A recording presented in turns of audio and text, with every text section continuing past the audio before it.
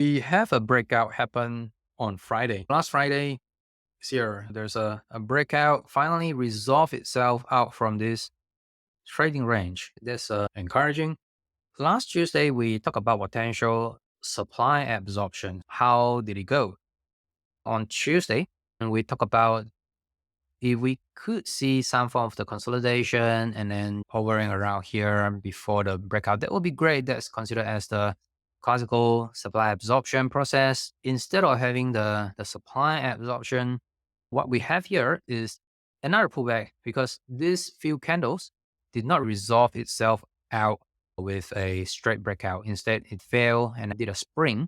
Means that it's a temporary commitment below the previous swing low. I would like to highlight this level. This is the level that it is testing. The pullback tested the access level at this is 4760. That's the level where the previous acted as a resistance level. We see a breakout and an attempt to test and eventually going up. After that, there is a pullback coming back to test the access level. That is the previous demand zone. And we see that there is a demand tail show up as well. That's where the demand been waiting for. A lot of the buy on the buyers, investors, traders, they're ready to buy at this level, 4760 or anything below 4760, and follow through to the upside. Next day, we see there's a straight reversal bar and then followed by a breakout bar. Yesterday, there is supply coming in. The spread is getting narrow. In terms of the candle spread, this is so little. In terms of the progress to the upside, we only see this much. This is the progress to the upside. So tiny, so little. Compared to this bar, this is the progress to the upside. And in terms of the spread, this is big spread, bullish bar. Whether you're looking at the spread, whether you're looking at the progress to the upside, it doesn't look good. It shows that there is decreasing of the demand and also coming out of the supply. There is decreasing of the volume. I wouldn't say the supply is extremely high, but certainly demand is fading on the way up as well. So we need to see that whether it will create another pullback to test access level. This is the previous access line where acted as a resistance. Once it's broken out, that will become a support.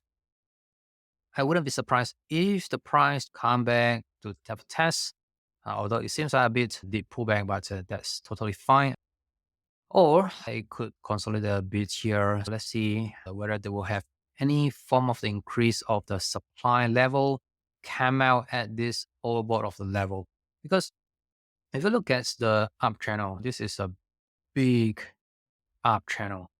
There's a demand line, there's the supply line, all boards. Price hit the all board line, and the outer line here is where I extend from the up channel. That's the overbought of the channel. Here we have this again, overbought.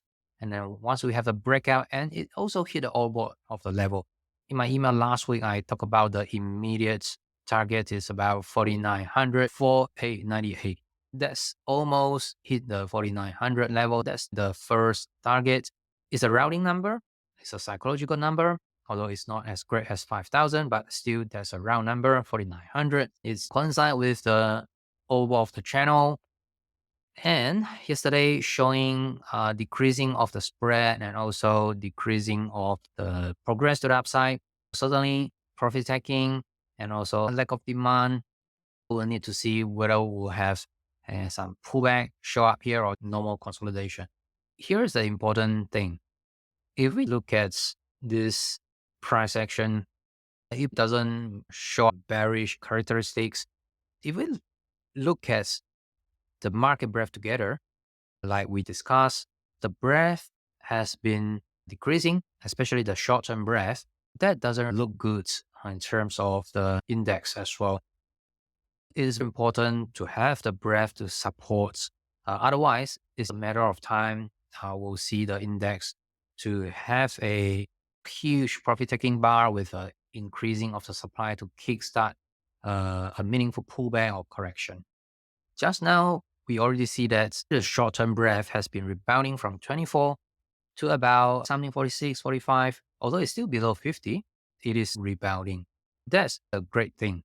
If that's supporting and we keep getting higher level for the short-term breadth, we could see some consolidation and it wouldn't break below 48 and keep pushing to a higher level, 5K, 5,000.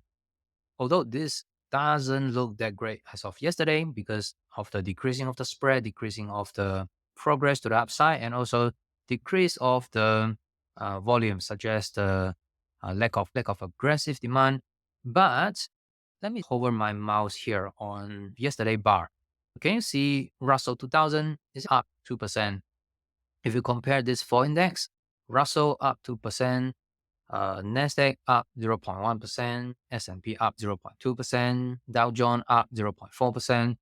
Russell is a winner. Russell shows a lot of the outperformance yesterday. Previously as a laggard, because we see that it formed impulsive down wave and then struggle to go up and then break down as well. This is a lower low. While this is a higher low, this is flat as well, just a spring. This is higher low as well. Russell was a laggard and has been pulling back for at least 3 weeks. When it hit 21 or close to 21 here, it had a pullback for 3 to 4 weeks. And right now, breakout of this immediate downtrend line. There's a immediate downtrend line right there, it's breaking out.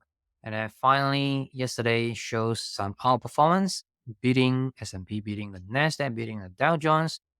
That's encouraging, suggesting there's a potential start of a rotation from the growth into the small cap.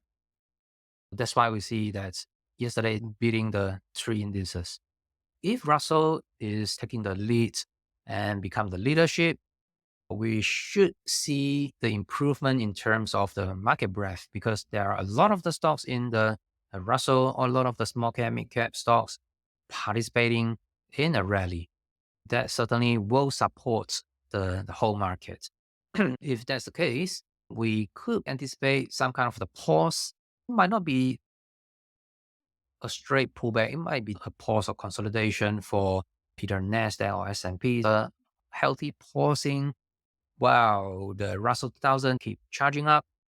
It is likely for the Russell 2000 to resolve this accumulation structure. There's a huge accumulation structure, which we also talk about many times. If you want to catch my latest videos, click on the subscribe button and the bell right now so that you get instant notification once I upload my latest video. If you want to check out my online courses, go to tradeprecise.com to find out how to profit consistently from any market without using complex indicator or understanding any financial statement, no matter you are trading or investing.